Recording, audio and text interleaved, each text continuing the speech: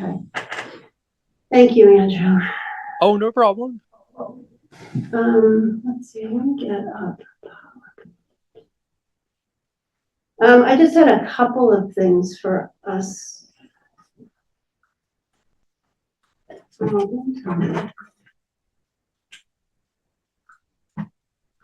hate Microsoft. I just want How can I get into this? to cast back to town meeting. Yeah, go ahead. Congratulations to Park and Rec for getting their vote. And Carolyn, your presentation, and it seemed to go pretty well. Yeah, no, they did a good job, and I think they'd been to so many boards that there weren't that many questions, which was good. Yeah. All right, let me browse it here. Okay, I did have, I don't know if anybody saw the state match came through, and we ended up with $148,344, which is it's 18.606%. So it was higher than last year when we got 83,978. So that's good news. So what that means is the estimate was 84,000 when we were at town meeting in May. So it came in over estimate. So there'll be a little bit extra in the buckets from what we had estimated, which was kind of nice.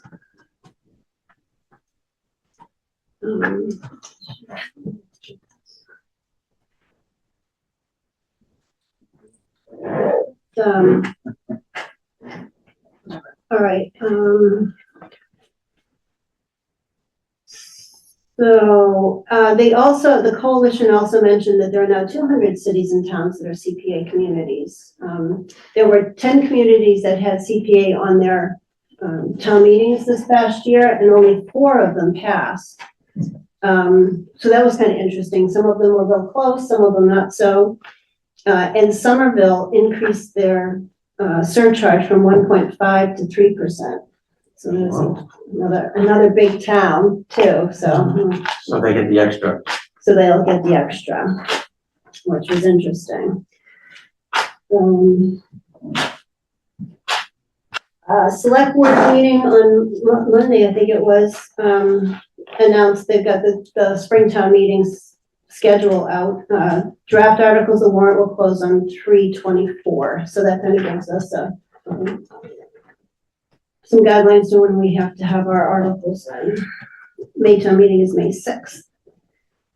And they're putting together the town charter commission, and they're looking for people, and they were gonna ask for everybody to kind of announce it to their boards and audiences. So if anyone's looking to be on that, I think the select board is gonna start looking for people. So that's coalition news. On a project note, the window project at the Houghton building is finished. So all 54 windows have been removed and restored and renovated, so it's great. So that they just have a little touch-up painting to do, but that's it. So the Historical Society thanks the town for that. Anything else? So the Clean Lakes Committee is with us with a couple of eligibility requests. I was so productive last night and put it on some slides, and now of course Microsoft will not allow me to open PowerPoint, but I should be able to attach it to here, right? Is it this? Is this my screen? If I dislocate this?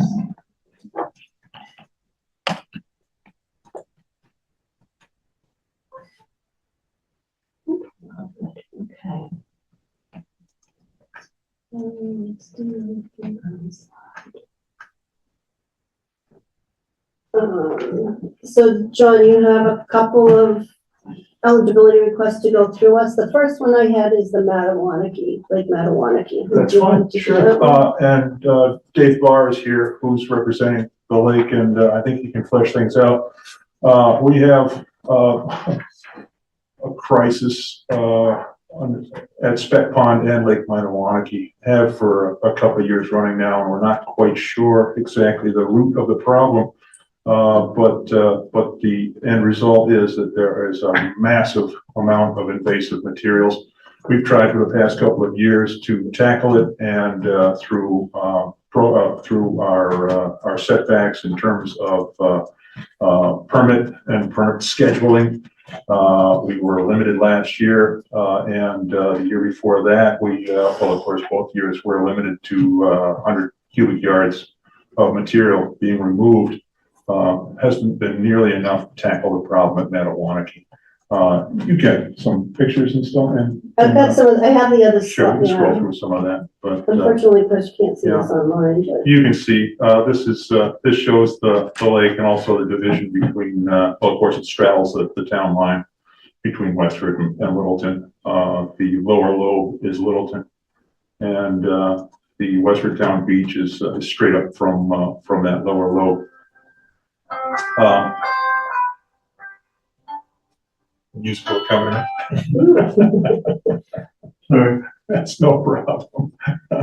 But generally speaking, the lake has been doing very well with just an annual drawdown at winter time, which freezes out the plants that are in the littoral zone because they're exposed to the weather.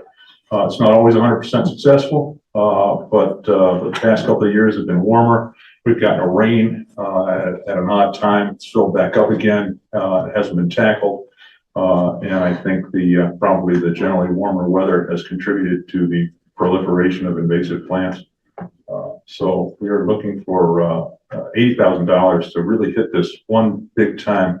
We're in the process now of applying for a much larger permit for removing, actually it's a dredging permit for removing much more than the 100 cubic yards that we're allowed to right now.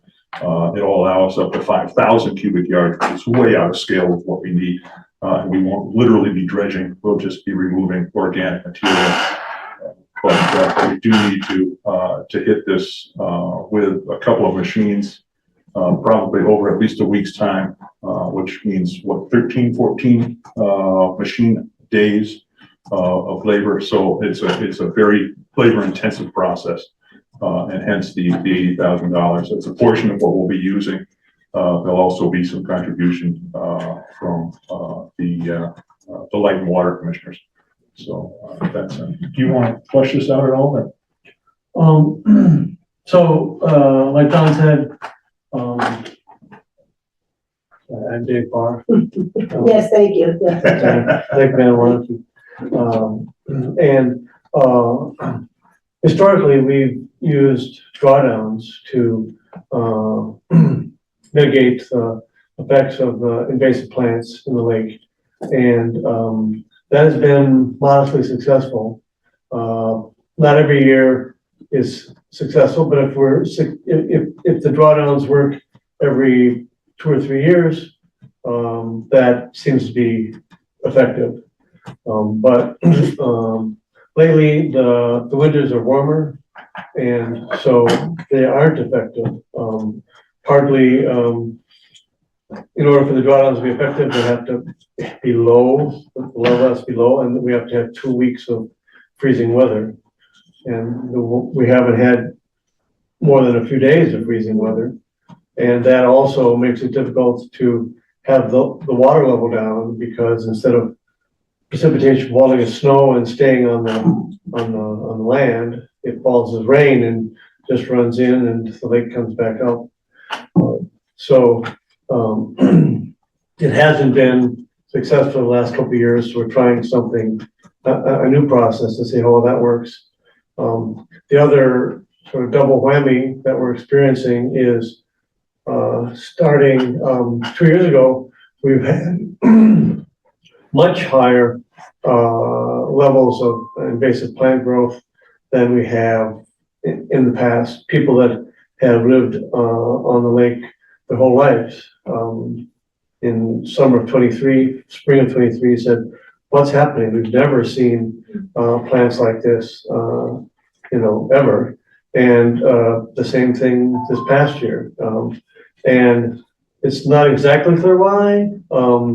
It, it does coincide with the warmer weather. It also coincides with, the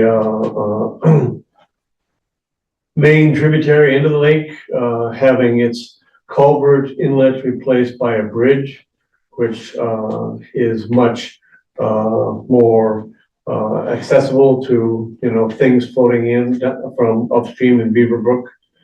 Beaver Brook's a very large watershed. It could be, ultimately, the plants are growing because there's so much nutrients coming into the lake. We don't know if that's a change upstream in Beaver Brook, or, we plan to look at that. We did, Westford, funded a phosphorus nutrient study this past summer. We haven't got the results of that yet. But bottom line is that we've had much worse invasive plant growth the last couple of years than we had previously. So that combined with drawdowns not working, we're trying the eco harvesting. We're not in favor of doing herbicides. The funding we're asking for would be for next summer, which would be the third time that we would be trying it. The first time we tried it, we were very limited in our funding, and the permits delays resulted in the treatments being done in late August, which is not a particularly, it's by late in the summer, the plants are getting weaker and they don't harvest as well. So you're not going to get as many of them. And some of them are actually have already died and have fallen down. So the first summer it was limited funding and delayed permits. And last summer we had we had more funding, but for the first time, we're limited to 100 cubic yards of material we've taken out, which was well below what needed to be taken out. It was a surprise that came up. Like John said, we're trying to work through that process to get a permit which would not have that limitation for next time. But we're really trying to understand, is this an effective way to deal with the invasive plants? And we haven't been able to have a valid test of that. And so we want to have enough funding to have a really extensive treatment to really see, what's the best that it can do. And we will be doing it much earlier in the summer when it's more effective with the plants. We will be starting it in June. The treatment, that's the plan, which would allow us to use our leftover funding from water department from this year.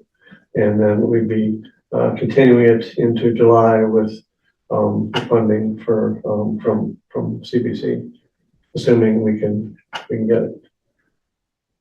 Is Westford working in the same way on their section of what they call Forge Pond? Right. So we have always been, since I've been involved for the last 8 years, it's always been a collaboration between Westford and Littleton.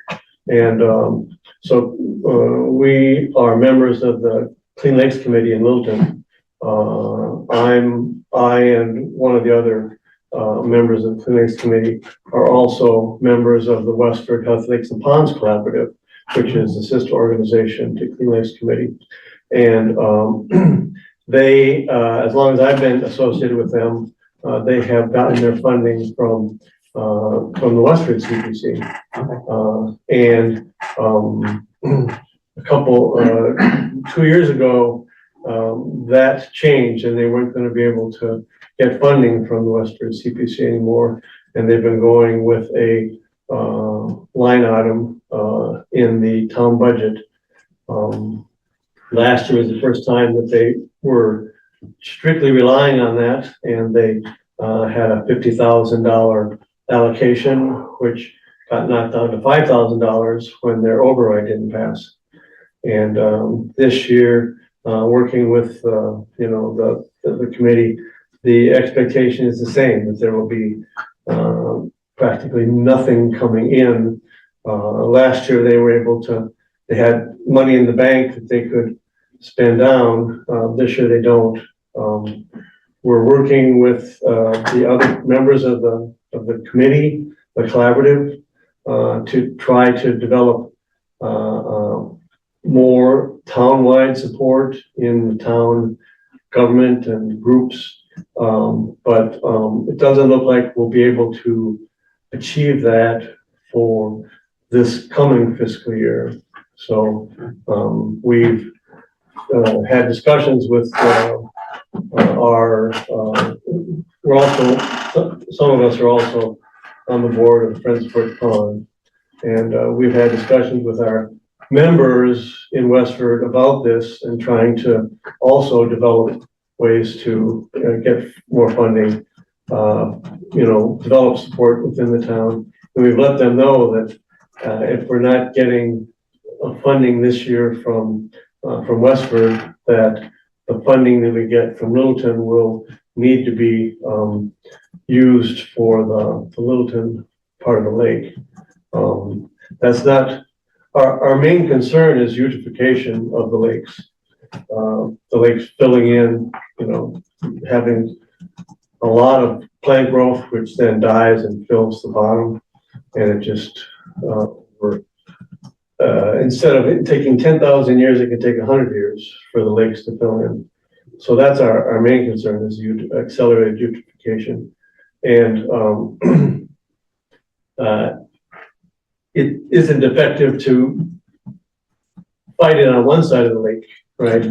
But for this year, in terms of assessing the effectiveness of the eco harvesting, it would be effective we would be able to assess it even, doing the Littleton side of the lake. I've driven by excuse me, you're talking about Westford, I was thinking of Groton. I think Groton has their own eco harvester. They do. Okay, Yeah. I've been by the highway department and. Yeah, I mean, that's been discussed, but it's not on the table right now. Thank you. I have several questions. Yeah. Do you know why the Westford CPC is no longer going to be funding those efforts? I believe that when they started the Health Lakes and Ponds Collaborative, about 12 years ago, it was to meet the concerns about algae blooms and that kind of thing, which had shut down beaches and such, and they were being proactive about fighting that kind of thing. And they were looking for what's the best way to do this, what's an effective way to do this. And they were trying different things, but one of the main things they were trying was herbicides. And so I think the understanding was that let's see if this method works, and let's see if we can control the invasive plants in the town lakes doing this. And so it was a effort to see, is this effective? At some point, I think they determined that it was effective. Was? Yeah. And so, but at that point, it was no longer assessing, is this an effective way or not? But it was something which was being done repeatedly to preserve the lakes. Well, I contacted Westford to find out, and she said that's what it was they determined that because the lake treatments were done year after year, it was considered maintenance. And that's why they decided it wasn't appropriate, because we can't fund for maintenance. So we talked about this before, like where's the breaking point where we go from a project to routine maintenance. But it seems, I don't know, I mean, this is the first we heard that Westford found that this method is effective. But if No, they used herbicides. herbicides was effective? They used herbicides. That's what they found was Yeah, effective. yeah, I'm they were sorry, I using- misunderstood. So they didn't test eco-harvesting? No, the only eco harvesting that they've done is, when we, in the last 2 summers, did eco harvesting on Forge Pond. Okay,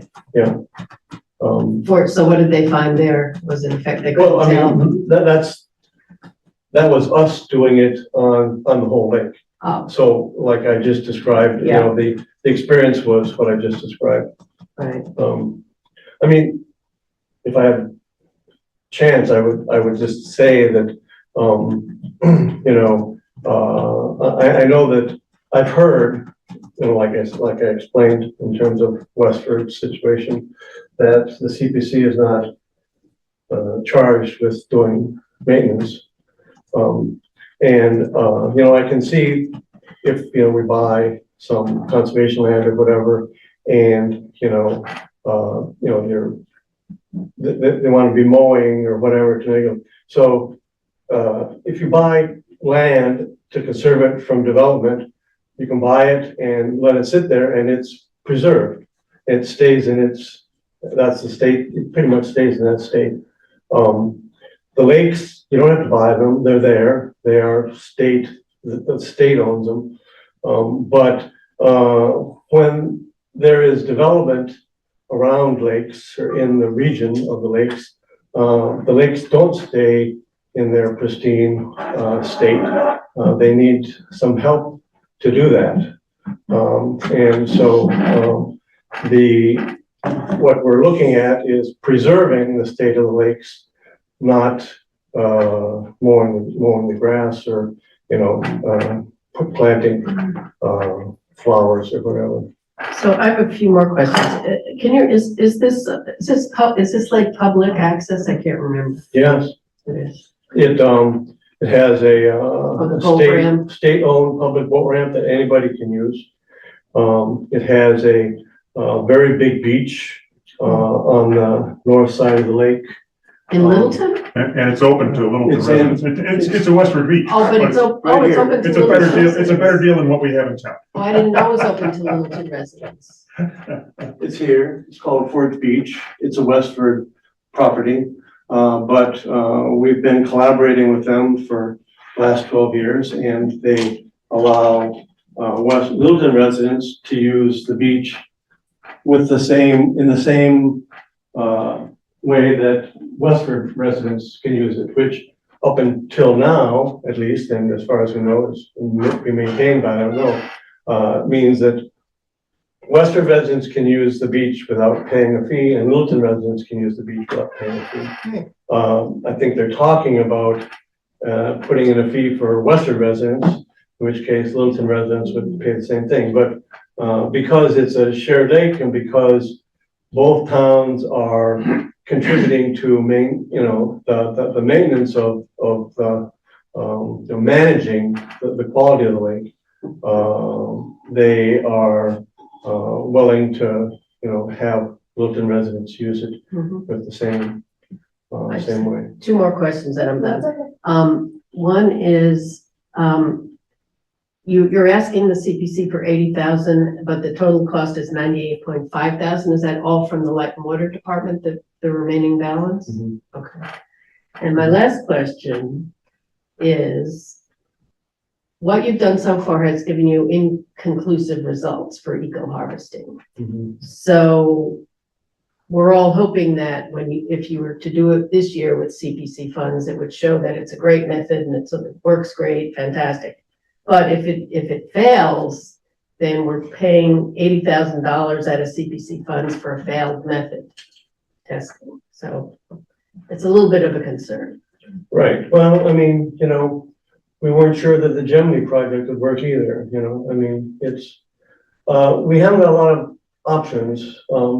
We've consulted with, lake, people that do this for a business, for a career, lake management. And, after spending hours discussing with them, there's no perfect way to deal with this. Friends of Forge Pond is, thinking about, bringing in, a consulting firm to, look at the overall, state of the lake, the conditions that are causing it to be whatever it is now, and, advise us on, different ways that we could deal with that. Like I said, the main issue is the high level of nutrients that come into lake when it's surrounded by a developed region, from the watershed and from the, directly on the lake.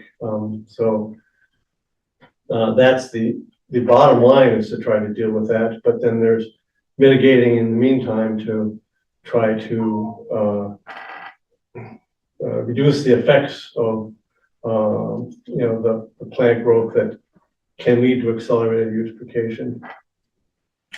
I assume this happens all over the state. Are there like state initiatives that are going on now to try to? There's no figure this out? funding, unfortunately. No funding at all. That's our find.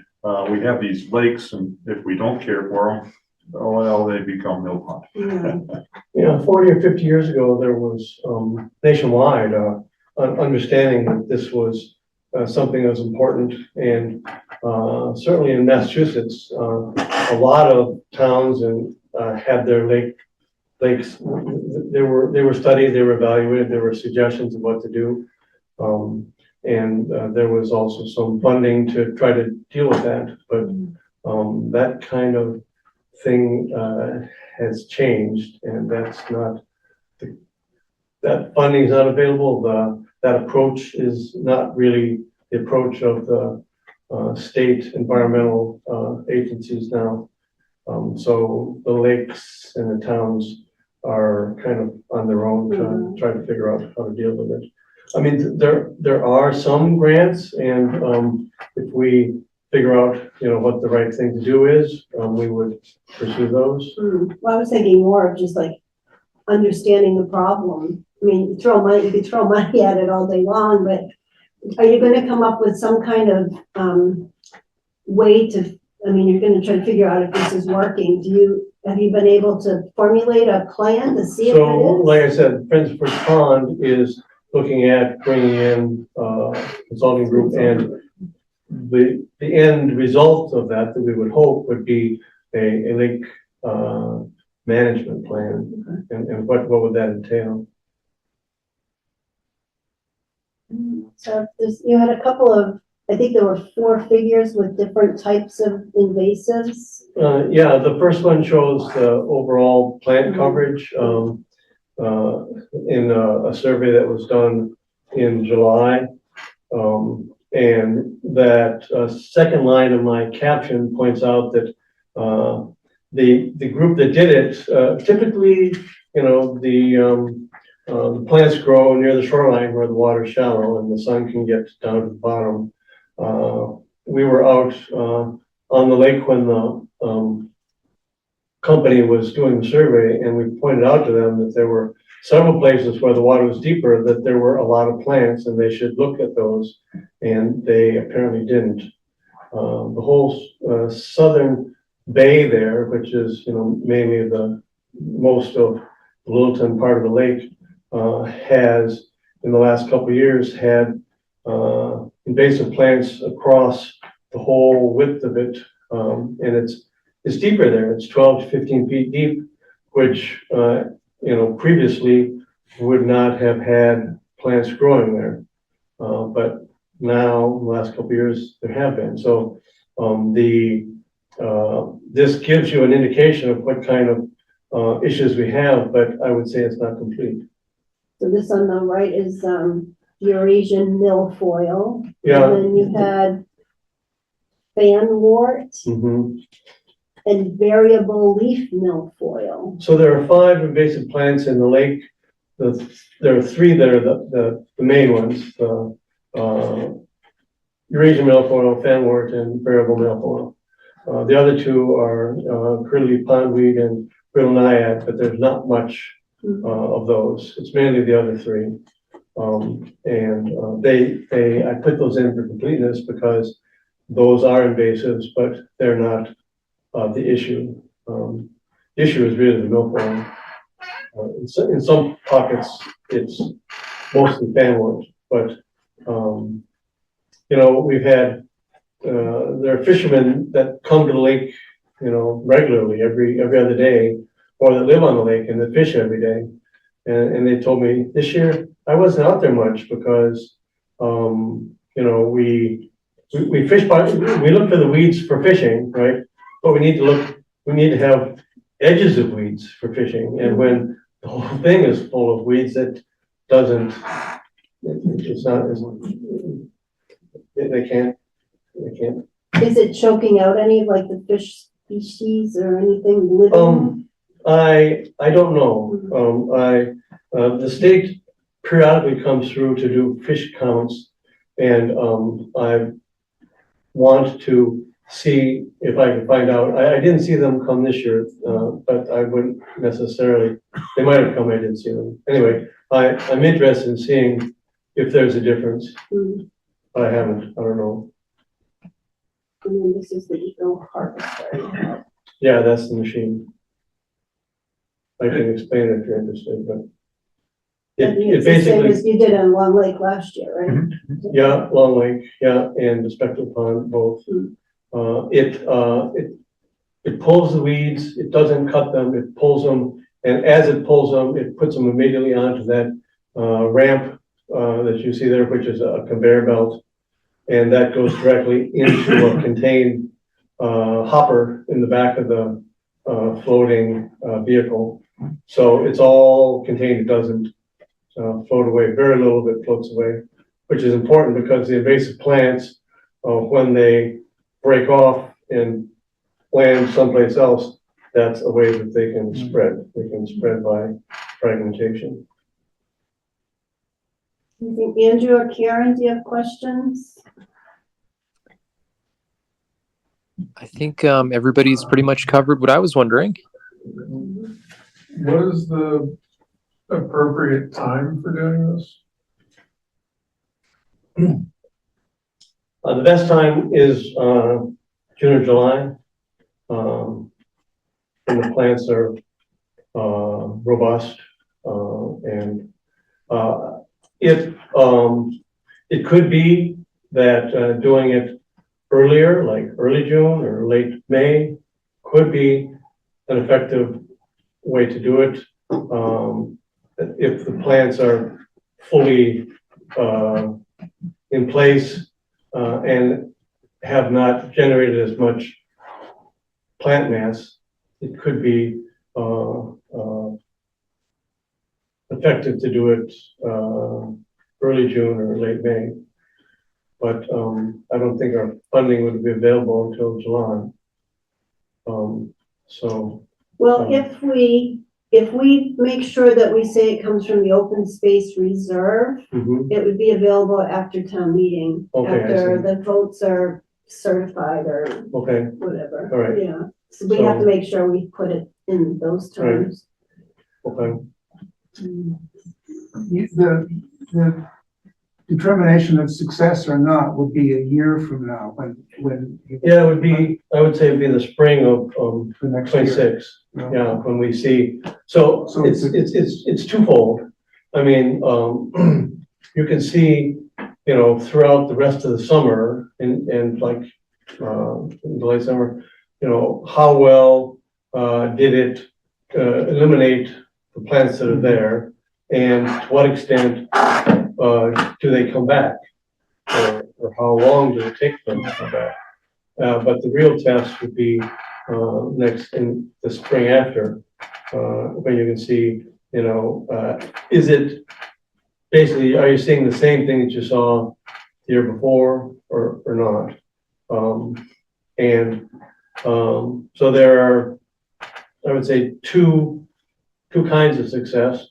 The best kind of success would be when you do the treatment and it really kind of throws the plants for a loop and they aren't coming back like they did. We did see that in one or two places after the first year. We did have limited funding, so we had limited ability to, you know, treat the lake or, you know, cover the lake. In a couple of places, we spent a fair amount of time on a small area, small areas. And, we did 3 different places, and one of them, when we, the next year, that was still quite clear, which, I was pleased with.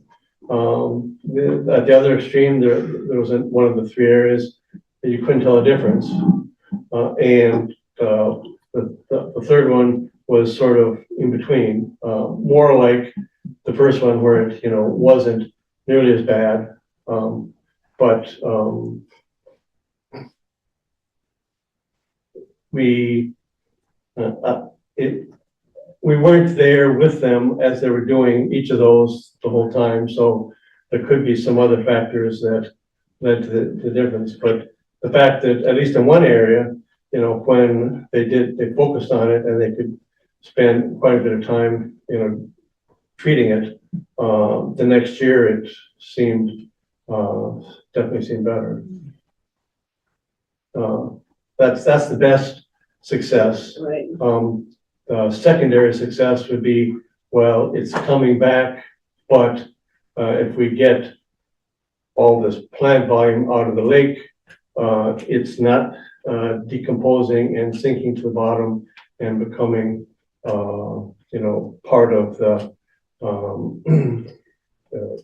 silt on the bottom of the The lake. other problem. Yeah, which is what, that is the eutrophication experience, that it fills in the lake. So tonight we're voting on eligibility, just to see if we want you to, proceed.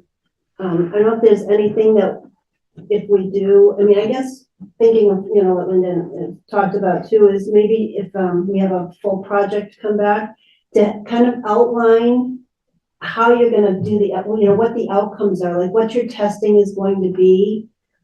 Just trying to think, like you were saying, $80,000 for something we might not know works, but if we could really I would think, what I would like to see, and I can be overruled, I don't care, how are you gonna test it? How are you gonna measure success?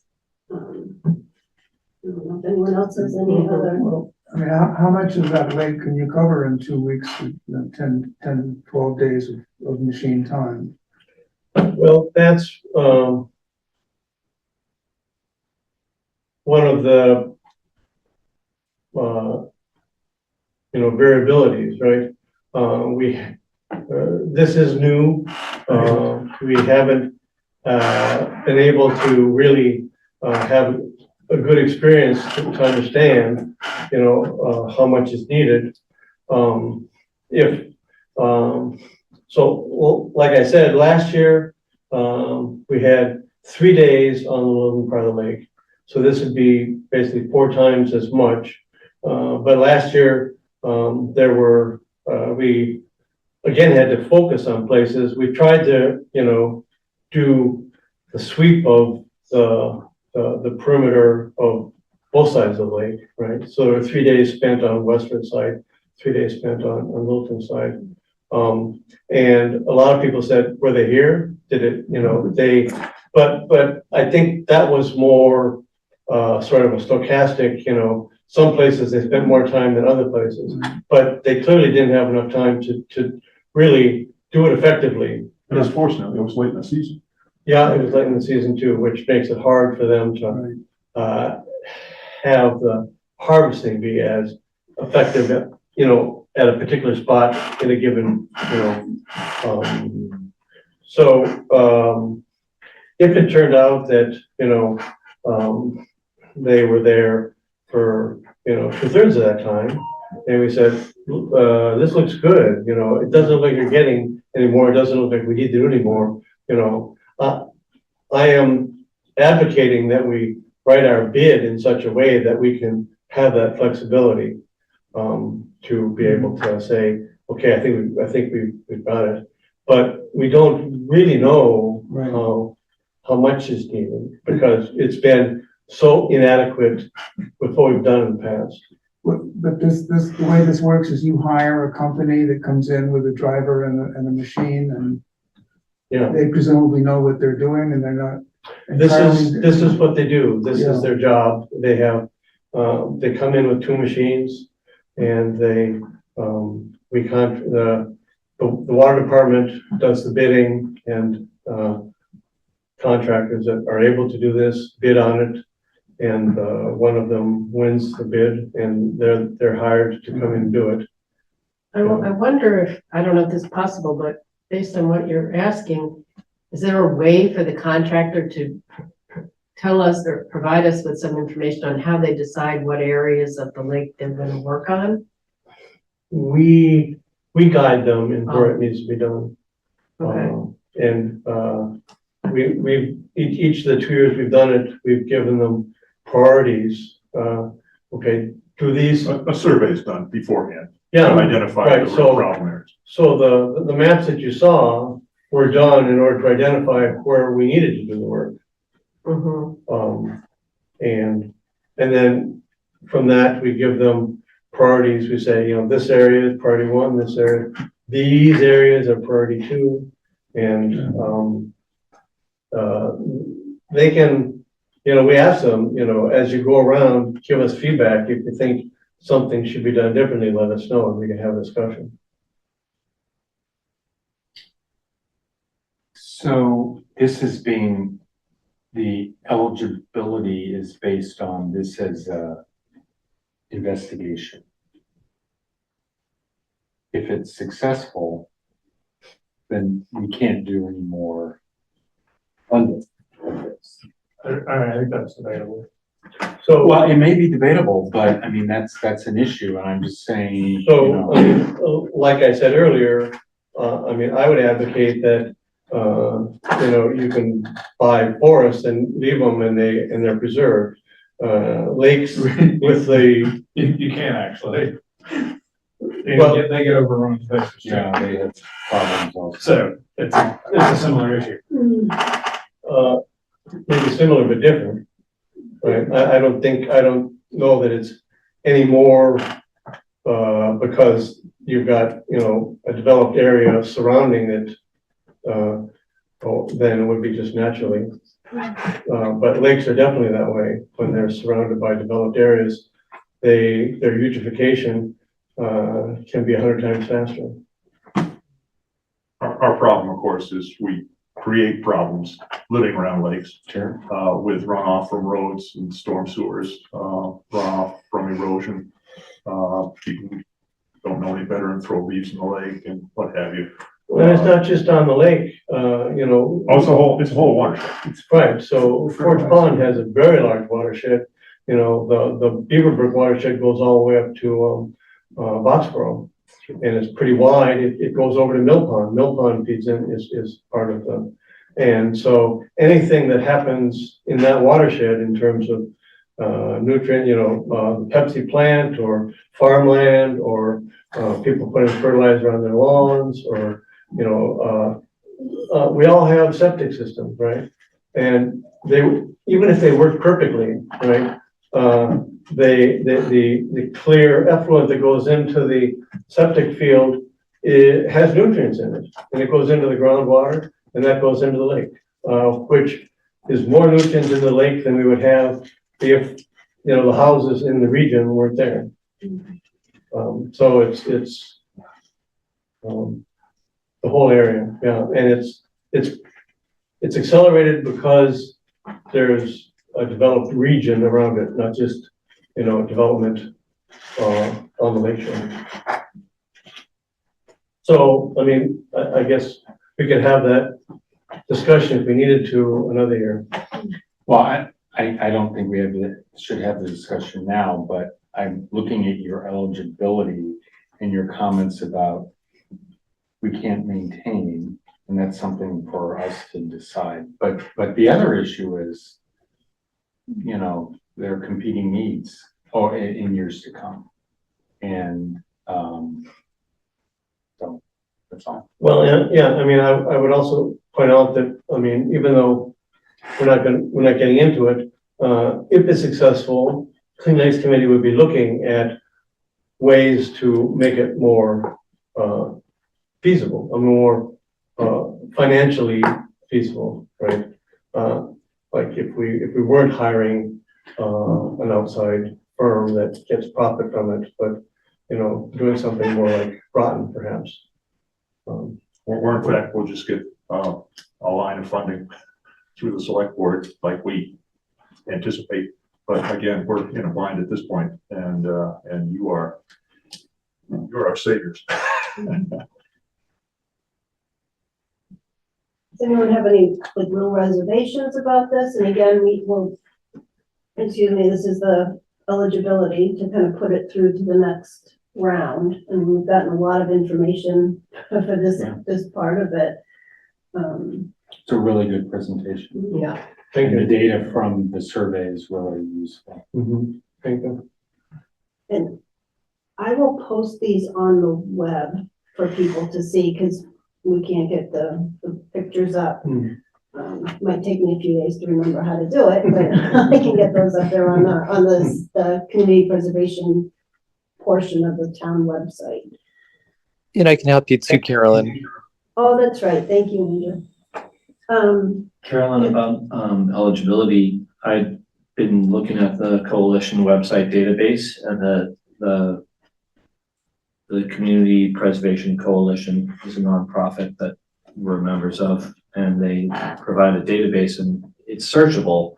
There's a lot of projects that have dredging or invasive plant removal from ponds, and I think that this is presented as an open space project, so it's possible it's not. The maintenance prohibition is for maintenance of recreational facilities. In recreation, you have to make a capital improvement to have the project allowable. But in terms of open space, if it's open space and it needs preserving or rehabilitating or restoring, that's, I think, the category that this falls under. It appears that it doesn't have to be a CPA property or a property that's under a conservation restriction. For instance, Warner Pond in Concord is an extensive pond. It's owned by the town of Concord, and they're talking about dredging it using CPA money. And but I wonder if we think it's if we determine tonight that, in our opinion, it's eligible, I think it would be smart to get a second opinion on that too, to make sure that we're putting it in the right category by calling it open space, Is that where the others should? rehabilitating. Or they have? Yeah, they're under open space. And we have to remember too, like, technically, it's open space and recreation is the actual category. In Littleton, we split them. But if you go to the CPA legislation, I think it's all one category. And we also have undesignated funds that we can tap into. And that all comes out, when we think of the funding. But that's something for us to think about, how we wanna categorize this. What you say is true, Carolyn, about our bookkeeping, but you can do open space. You can acquire open space, but you can also create it, whatever that means. Preserve it, support it. Rehabilitate open space. No, unless acquired or created with CPA money. Well, as So- we know, it's all semantics. It's a big gray miasma, so we can, and that's where the maintenance comes in, depends on, how we think about it. But for tonight, we're trying to think of whether it's an eligible project or not. And I think you just said that there's precedent for this. Plus, we did it last time. We can't say it's not tonight, I don't think, well, we did last time, so. We do have that local precedent from the last couple of applications as well. In the past, we have kind of said, hey, it's, the preservation of open space. So Any last comments, or do we want to make a motion? Is that database searchable, and can you look for completed projects and find out if this harvesting is successful in other areas, in other places? Or could we have? Yeah, and they have dates there for the projects. And they range over from 2010 to, Okay. you know, the 2020s. It's a good resource to Yeah, get ideas from. Carolyn, I think in terms of semantics, it might make a difference. I think we should call it preserving open space rather than rehabilitate or restore, yeah.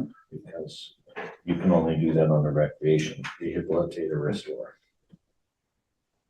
Yeah, I think open space is the right Preserving category. open space, Yeah. yeah.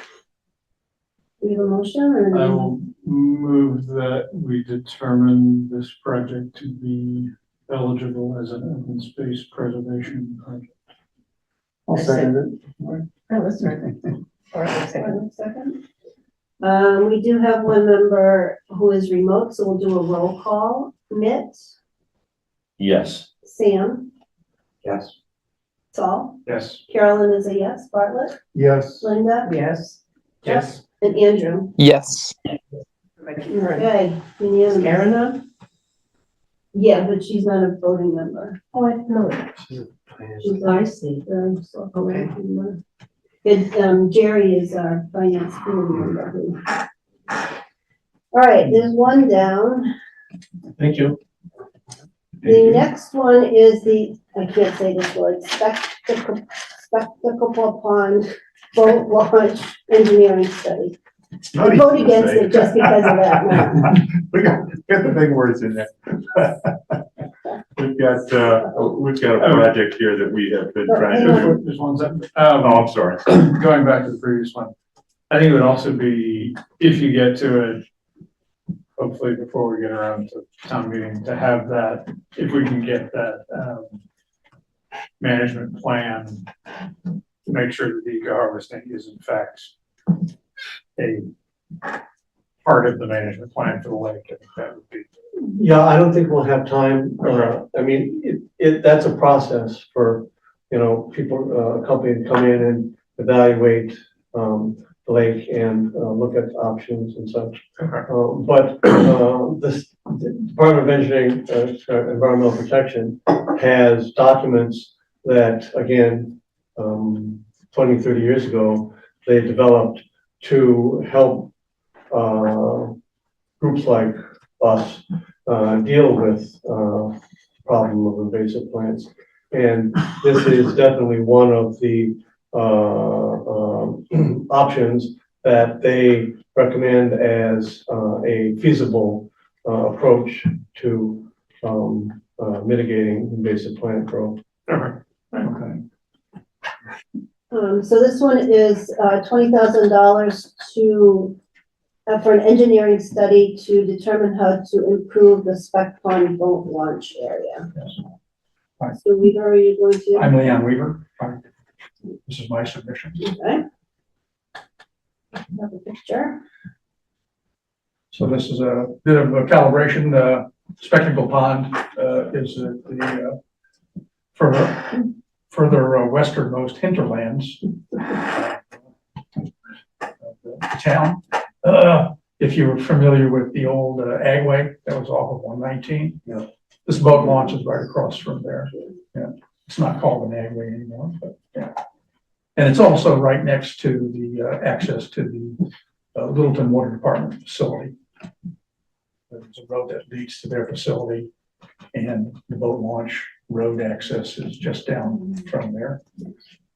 And you can see there's a boat launch area that's identified there. This area is fairly extensive these days. You could park half a dozen trailers and towing vehicles in that area. It was reworked in 2010. I don't know if you recall, we had the flood. 119 was shut down. Yeah.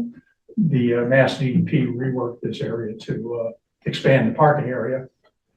But also at the time, they modified the boat launch. It used to be a much more gradual slope down to the water. Prior to 2010, they optimized the parking area, but then they needed to do a fairly severe slope down to the pond. And there's a guy named Leon Weaver standing there. And you can see And you really gotta visit the place to go, oh, yeah, that's a severe slope. In fact, I had knee surgery done about a year ago, and I have to take baby steps down that because the gravel is loose. I would recommend that you be very cautious if you would go out to visit that area. You don't want to be eating gravel, basically, yeah. And that's my truck that's parked up top there, just to kind of give you a proportion of the launch area. And there is this fairly severe slope. It could start off with not so severe, but it can increase over time. Can be 20 and 30 degrees on certain spots. Anyway, the problem is that the slope is severe enough that trucks, especially trucks that have trailers that have to haul very large vehicles, like larger pontoon boats. These are 1 and 1.5 ton pontoon boats. They will very often gouge out the gravel material as they're trying to gain traction, and that's loading and unloading these boats. You don't really see it that well right here, but there is one picture, I think. You can kind of see that there's some gouging there. This is not optimal. We're in a drought. Were we not in a drought, and you would have water going down, running off as well, you could see some fairly substantial running. Is this the same hill just looking down it? Yeah, now I'm looking down. Okay. Minus Doesn't look me, as I'm steep reading, this right. way, Yeah. yeah. It's an L shape though, too, isn't it? This goes straight down, and it's a little bit of a dog leg to it. Yeah, the other one is much more effective. Yeah, this way. I mean, I wouldn't, That's excellent. I would not back But down that's that. not 119. 119. That is not 119, that is the parking. That's the lot. Yeah, again, Mass DEP gave us some more substantial parking area, but they messed around with the slope. And this is what we're left with. And anyway, over time, the vehicles loading and unloading boats, gouging out gravel, that gravel travels down into the pond. And it's making, right at the water's edge, I don't have a good picture of this, it's tough to take a picture of this. But you would see that there's been a disgorgement of quite a bit of gravel over time. And what happens is you try to put a boat in there and the boat goes rear end first down into the water. And at some point you got to turn the engine on and the propeller. And the propellers are getting caught up in the gravel that's been disgorged here. This is a continuing process. I try to get a good picture of this, but you got to get the angle right on it. Suffice it to say that the Littleton Water Department more than occasionally has tried to repair this by bringing in more gravel and grading it. But, you know, you're just putting more gravel down there and it's getting disgorged.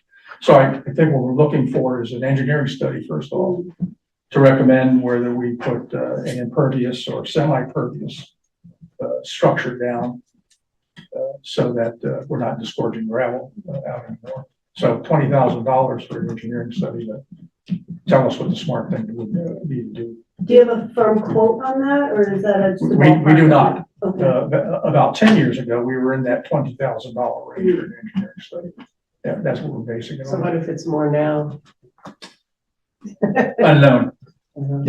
Will you have those, will you be getting those like soon, for the actual project submission? We were sort of waiting on the funding. Once we know we got $20,000 promised or even in hand, we would engage the engineering company to do What if that it study. costs more than 20,000? Yeah. Yeah, I'd say it'd be worth talking to if you want to at least get a round number quote for what that work costs. Yeah, we can push for that. Again, this was around the previous decade ago. I suspect that anything from a decade ago is going to be Probably significantly more. Yeah, And that may come up at town meeting too, so you kind of want to, you know, okay. be prepared if someone asks you if you have a quote and they say no, you know. Yeah. Yeah, I mean, for funding application to the CPC, a number of people do supply us with actual estimates. Maybe the the water department, the highway department, anyone who's done work in that, especially since the blowout of the road. Mhm. It, maybe an engineering quote could piggyback off of work that firm had already done in that area or something like that. Yeah. I don't think we'll have any problem through the committee, and the water department getting a quote from, Okay. a source that they use regularly, reliably. The other question,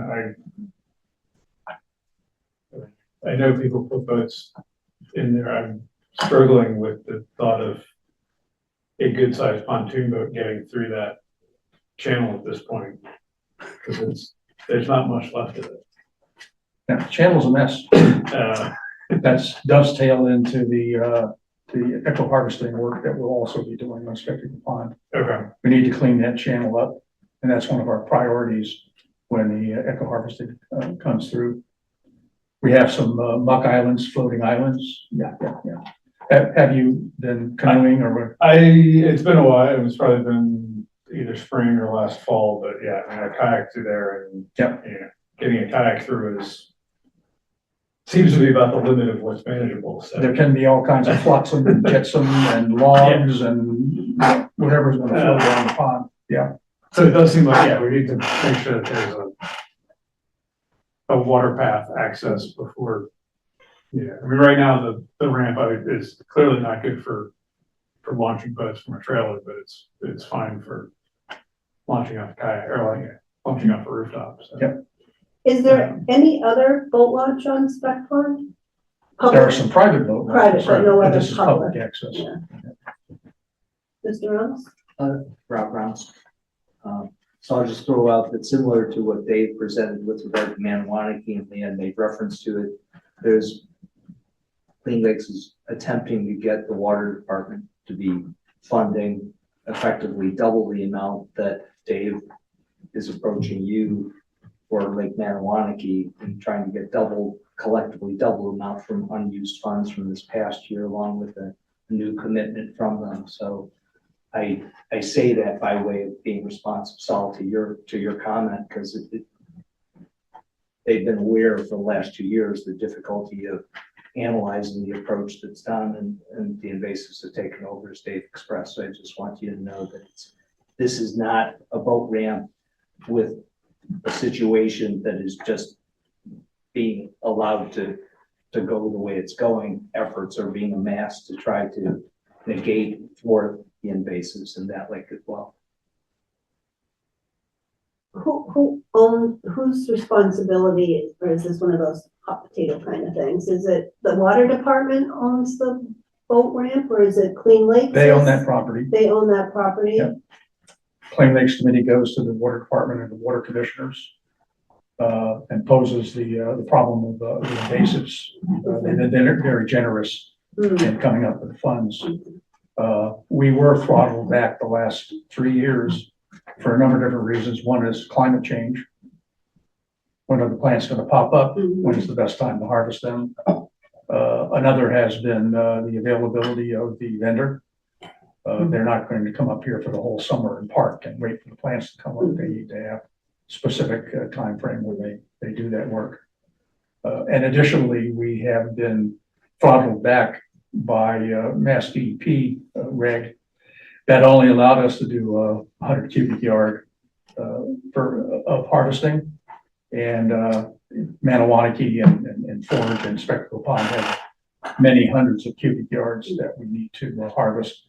We're working on that to try to get a 5,000 cubic yard permit, which should. So the boat ramp, why isn't the town taking care of the boat ramp? They do, but they're filling it in with gravel. So that's their solution. That's their solution, right? It's not a win. No, We thought this is definitely a capital improvement, and we could bring it to you. Yeah. As something that would be a benefit to the community and really open up Spec Pond to far many more people to visit, which we're trying to encourage. So the water department isn't open to paving it, or they just want to bring in gravel, they're not open to any other solution? they have not come forward with another solution. Yes. Have We've you been proposed- looking at this part, man. Have you proposed other solutions to them? We have spoken to the water department about this Mhm. over a number of years, in fact. And it's sort of lied fallow, if Okay. you will, another issue lied there. So related to what you, this Mass DEP reg for the invasives, you're hoping to get a 5,000 whatever, Cubic yard, but you don't know if you're gonna get that.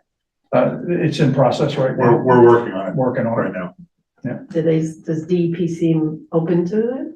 We got a meeting on December Uh-huh. 4th. Okay. That's gonna tell us an awful lot. The reason I ask is if, if we decide to fund this, it's really pretty contingent on you having that 5,000 cubic yards, right? Yeah. So you'll let us know. Yeah. What happens to the weeds after they're harvested?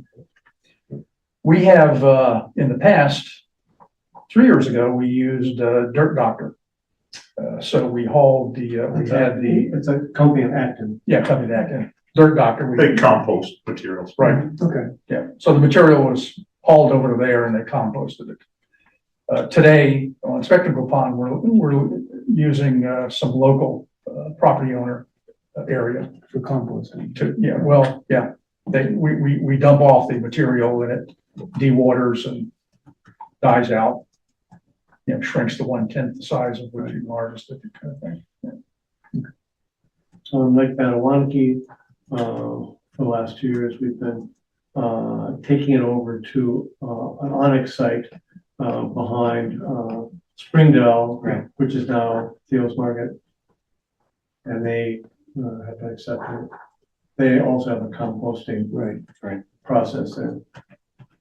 Yeah, that was a. So do you foresee if this engineering study comes back with an idea that you'll be back for funding on that? This is just the beginning. Does anyone else have any concerns? Not a concern, but, just, looking at the coalition's opinion on recreation projects. Specifically, they say that rehabilitation, in this case, would be the verb, if you will, for recreation. Rehabilitation could include the replacement of playground equipment and other capital improvements to the land or the facilities thereon to make them more functional for their intended recreational use. Straightforward. That sounds good. That sounds great. So this would come from a recreation and undesignated. We'll have to work that out when we get down to the funding aspect of it. Less steep slope and some pavement would make that ramp a whole lot more successful. Concrete, Concrete, go completely impervious, or they have semi-pervious pavers that you can put in. Again, it's the engineering study that recommend what we do. Has the highway department ever been approached for their input on They're swamped. I was thinking maybe just a comment on what might be a good avenue to go. Maybe not necessarily doing it, but maybe what avenue might be. We could pursue that. good to- Rather than spending $20,000.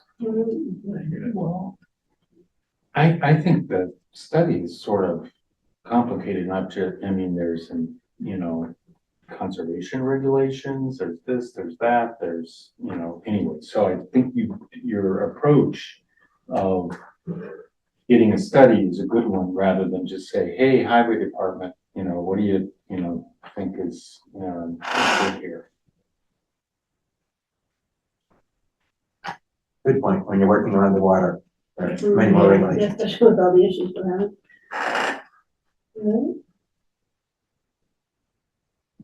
Move that we determine the Spectacle Pond boat launch engineering study project to be eligible as a recreation project, rehabilitation project. I second it.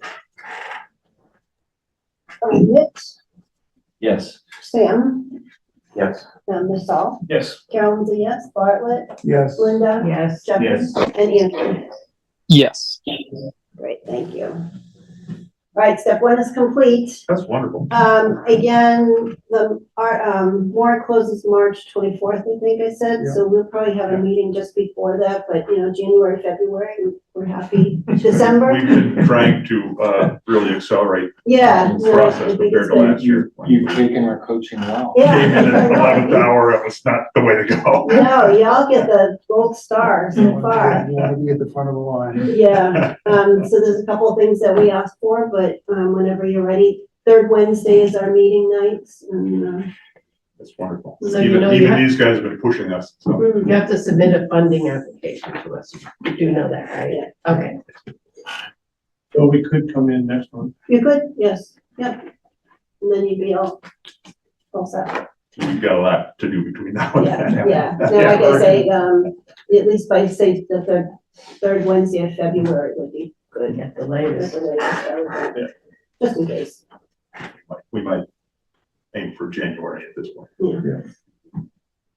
Mr. Rhodes? Yeah, I'd just like to throw out that because through your Q and A on both projects, you've asked a number of questions. I just want you to know that certainly I've been attempting to utilize select board members' office hours as well as time with the town administrator in order to impress upon them what I observe, which is a great frustration with regard to Westford not doing their part on, this challenge that's presented to us with a shared resource. And I've been quick to point out how our towns can work on different municipal projects like sewer projects and things of that nature. So I don't understand why we have an inability to address at that level aspects with regard to eutrophication of our lake and qualities. So I just want to point it out because I think in some ways, some of the conversation's been, have you tried this, have you tried that, what are we trying to do? And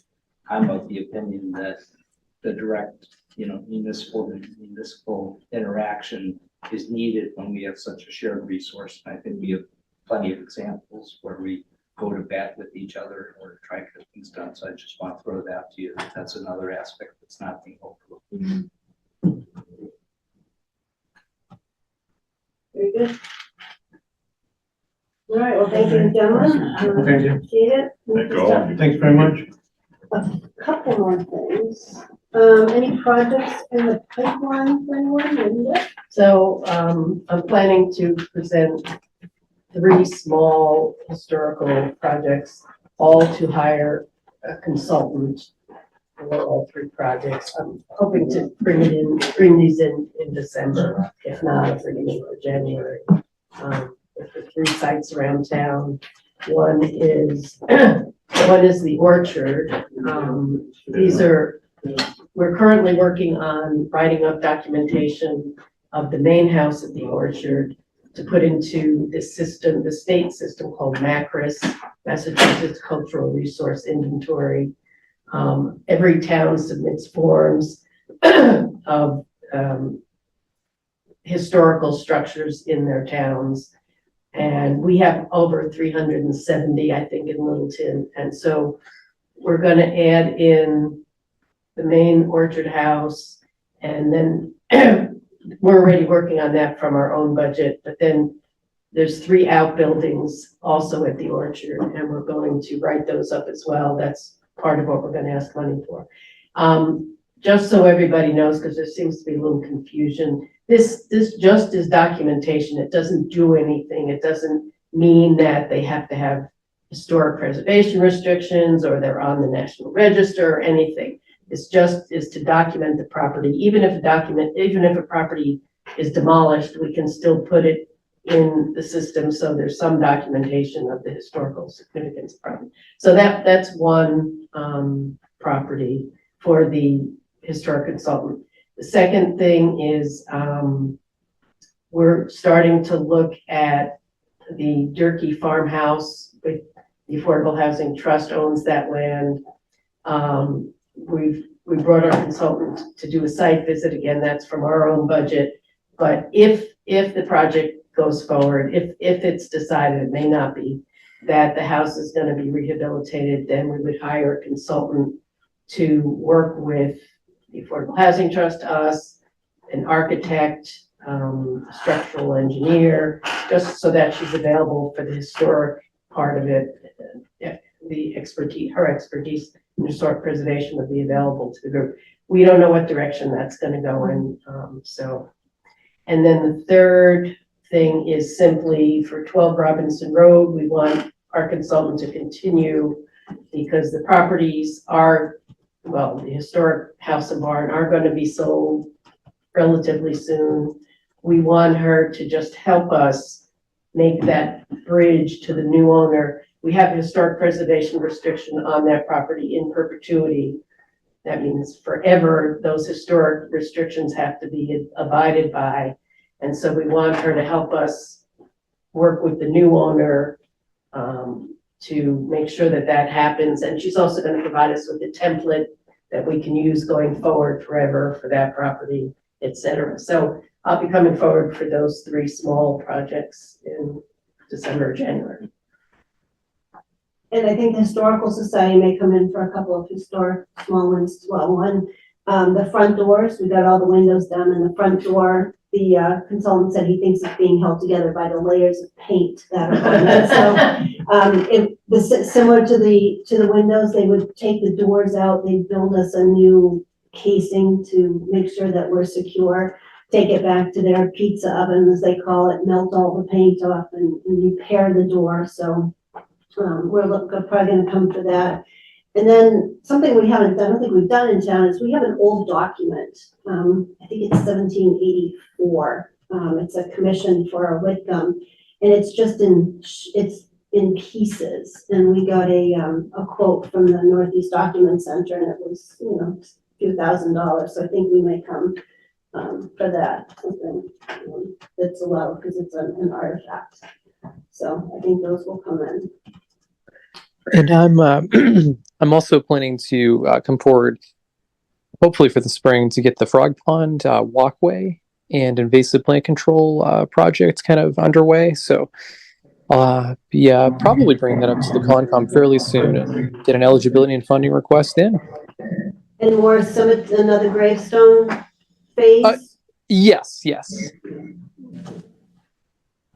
Park and Rec does have,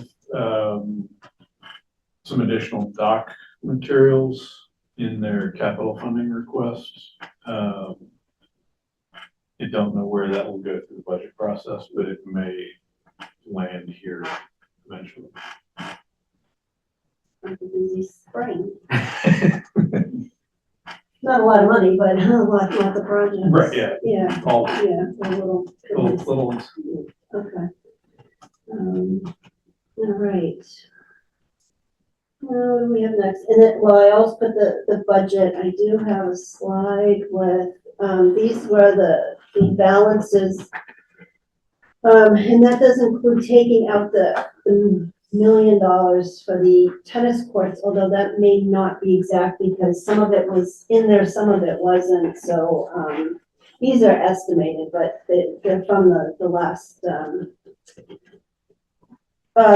figures that I got from the treasurer's office, less the project that was voted on at town meeting. And then again, a little bit extra because of that state match was more than what we thought it was going to be. So that's good. And I think the state match estimates are in these figures, but. So when you do that slide, which is great, how do you deal with the Affordable Housing Trust money, which is sort of separated from this, but still is part of the big ecosystem? Yeah, well, we should be getting at the end of the year, a report from the Affordable Housing Trust, which will show, and that they have it well laid out now for their finances, so that we can see how much money they have left that we have given them over the years. And then they had given us that 5-year plan, that plan that shows what they will use it So for. that money is no longer in our I know, Control, it's in the, It needs to be. it's in the big secret. picture of money that, the town money's been collected by the CPC, we've given it to them. And I don't know, it seems like it should be, Well, we need to know that they've Presented. used it for CPA eligible projects. So we do need an accounting. Or that they're still holding on to. Or that they're holding on to it. Yeah.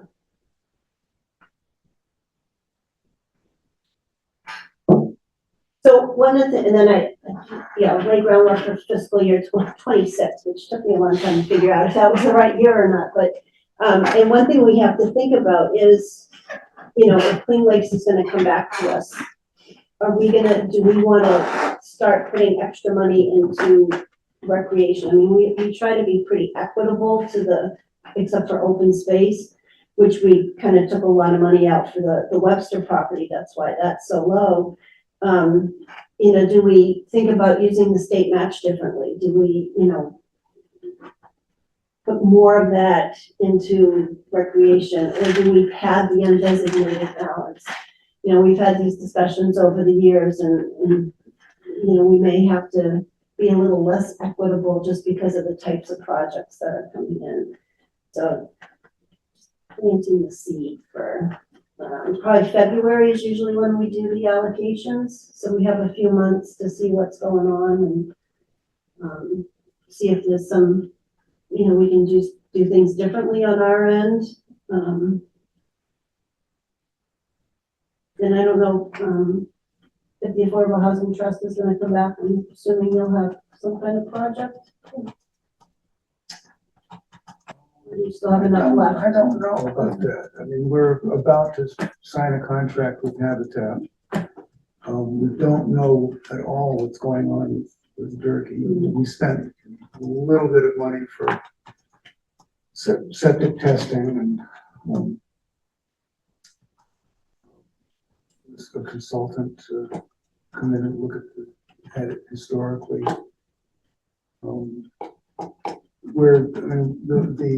The rental assistance program, I think that was an annual thing, so that's not gonna come up again until year anniversary. So I just don't know. I don't have any clear idea of what we're gonna need. And the Durkee house, if it gets, I mean, it's gonna cost somebody close to $1 million to do, so.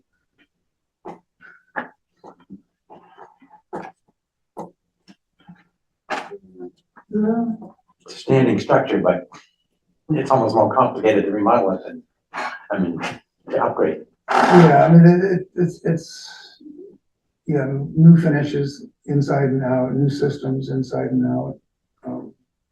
Probably rebuild the back half of it because the ceiling, it's maybe 6'1" or 2" in the kitchen. Which is So one of our first steps is our historic preservation consultant looked at it a few days ago. And she's gonna write a report, let us know what she thinks remains that's historic. And, that'll feed into decisions. I mean, it could be a hybrid like 12 Robinson was, where right. I mean, the actual kernel of historic that was a unique property because it was pretty original. I mean, pretty extraordinarily original, but there were significant pieces torn off and rebuilt and that is gonna sell for probably $1 million. It's affordable housing. No. Yes. Yeah. No, yes. Yeah, I mean, the impression I got from the walkthrough was that the shape of the building and the post and beam structure of it has some significance, and possibly one of the fireplaces, there's a central chimney with fireplaces on 3 sides. One of which is invisible, it's blocked off. But the inside has been so much changed, there's hardly anything original left. The floor levels change and steps up and down and the finishes are, the walls, I took one of the windows apart and the walls are much thicker than I would have expected. So, it's just hard to tell what we're gonna find.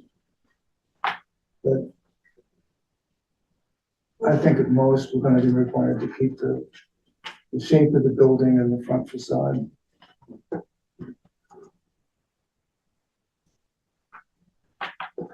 It's- And that mantle. Yeah, right, right, there's a wide, you know, frankly, a fireplace with a very elaborate mantle around it, and she looked at that and said, that's the wrong mantle for that fireplace. That there's a discrepancy in the, you know, 50 years in what she thought were the appropriate dates for those two things, so. She said that mantle's older than the estimate of the house. But I So- think there was a house there before, because that's that property, there was something there like in 1714 when the town was created, because. That makes a certain Yeah. amount of sense, because the foundation does not align with the house itself. Because I think there's like a deed that says something about that house there when Stowe was split apart, so they might have reused the mantle or whatever. Carolyn, I just had a question for Margaret. Is that a project in the pipeline? How would you like me to record? Is it Durkee Farm? The Durkee Farm, yeah, it's gonna turn into a couple of projects. We've got the house, the old farmhouse, which is one, Is it historical or that's historical. or But housing, I mean, we're gonna use it for housing, but it has historical components, and it's possible that there may be some historical money coming towards us for the historic preservation. Thanks. The other part of it is there's a barn there, which, I think could be made into housing. And I don't know how that's gonna turn out. There's gonna be some structural work to make that possible, but, that's a much newer building and it doesn't seem to have, it's a nice barn, but it doesn't seem to have historical importance. It doesn't seem to be that old. And then there's, on the rest of the acreage, it's possible that we would somehow get another building added, a two-family house or a three-family house or something.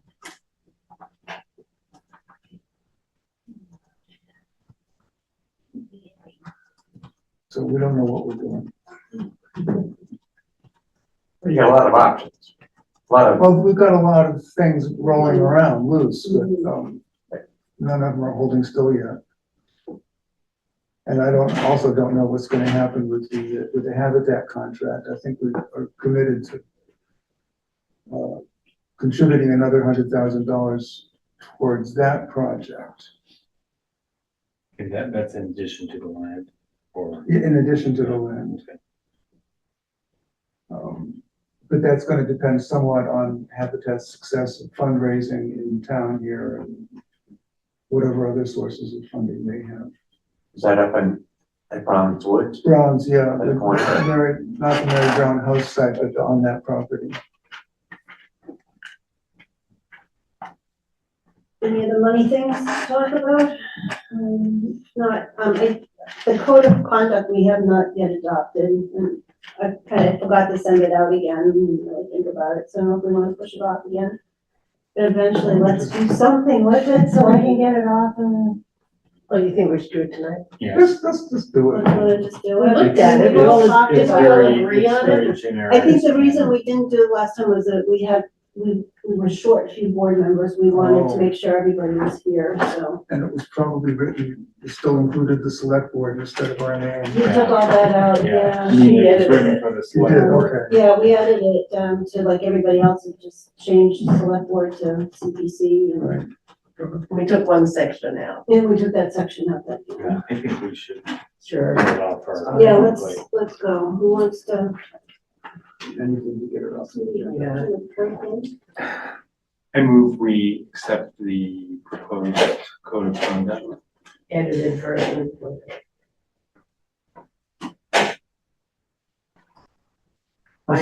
I second it. Moved by Jeff, seconded by Linda to, adopt the edited code of conduct, MIT. Yes. Sam? Yes. Saul? Yes. Carolyn's a yes, Bartlett? Yes, Linda? Yes. Yes. Jeff? Andrew? Yes. Yes, okay, good, thank you. We will, I'll let the town administrator know we did our due diligence. And we had one set of minutes from last month to approve. I don't remember them. You send them out? Did I send them out yesterday? No.